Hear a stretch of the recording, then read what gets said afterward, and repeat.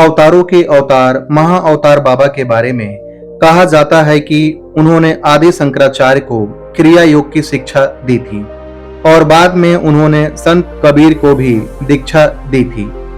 इसके बाद प्रसिद्ध संत लाहिरी महाशय को उनका शिष्य बताया जाता है। दक्षिण भारत के प्रसिद्ध फिल्म अभिनेता रजनीकांत भी महाअवतार बाबा के भक्त हैं। उन पर एक डॉक्यूमेंट्री फिल्म भी बनी है। रजनीकांत द्वारा लिखित 2002 की तमिल फिल्म बाबा महाअवतार बाबा पर आधारित थी। लाहिरी महाशय के शिष्य स्वामी युक्तेश्वर गिरी थे और उनके शिष्य परमहंस योगानंद ने अपनी किताब ऑटोबायोग्राफी ऑफ योगी की आत्मकथा में महाअवतार बाबा का जिक्र किया है। कहते हैं कि 1861 और 1935 के बीच महाअवतार बाबा ने कई संतों से भेंट की थी। लाहिरी महाशय और उनके शिष्य इस बारे में कहते आए हैं। आधुनिक काल में सबसे पहले लाहिरी महाशय ने महाअवतार बाबा से मुलाकात की। फिर उनके शिष्य युक्तेश्वर गिरी ने 1894 में इलाहाबाद के कुंभ मेले में उनसे मुलाकात की थी। युक्तेश्वर गिरी की किताब द होली साइंस में भी उनका वर्णन मिलता है।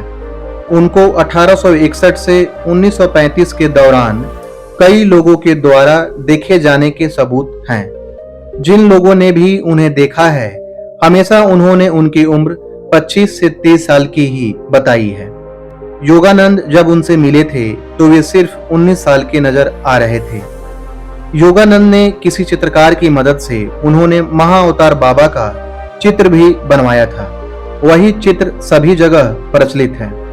परमहंस योगानंद को बाबा ने 25 जुलाई 1920 में दर्शन दिए थे।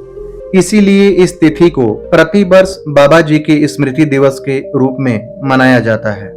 वर्तमान में पूना के गुरुनाथ भी महाअवतार बाबा जी से मिल चुके हैं। उन्होंने बाबा जी पर एक किताब भी लिखी है जिसका नाम द लाइटिंग स्टैंडिंग स्टील है।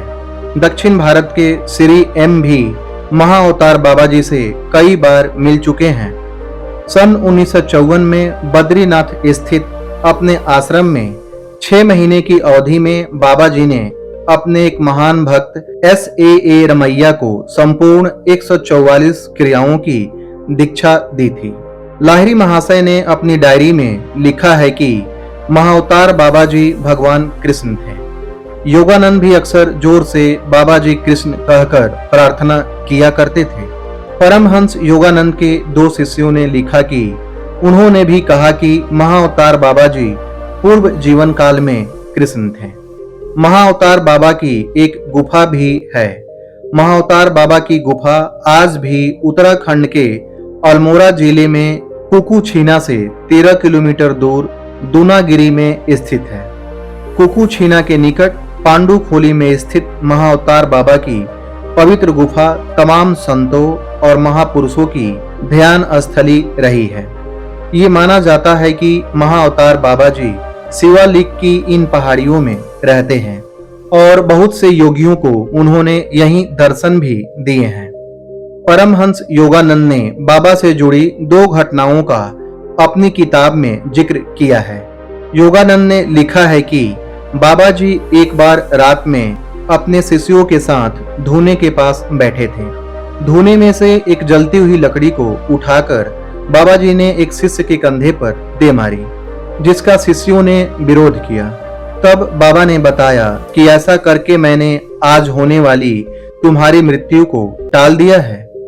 इसी तरह की दूसरी घटना का जिक्र करते हुए योगानंद लिखते हैं कि एक बार बाबा जी के पास एक व्यक्ति आया और वह बाबा जी से दीक्षा लेने की जिद करने लगा।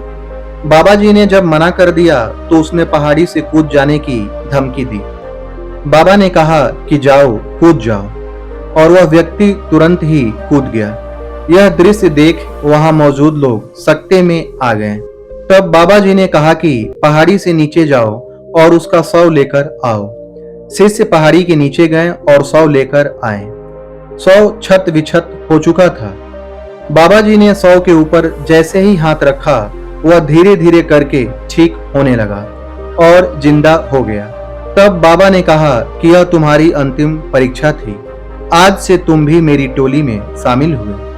परमहंस योगानंद के गुरु स्वामी युक्तेश्वर गिरी लाहिरी महाशय के शिष्य थे। श्यामाचरण लाहिरी का जन्म 30 सितंबर 1828 को पश्चिम बंगाल के कृष्णनगर के घुर्नी गांव में हुआ था।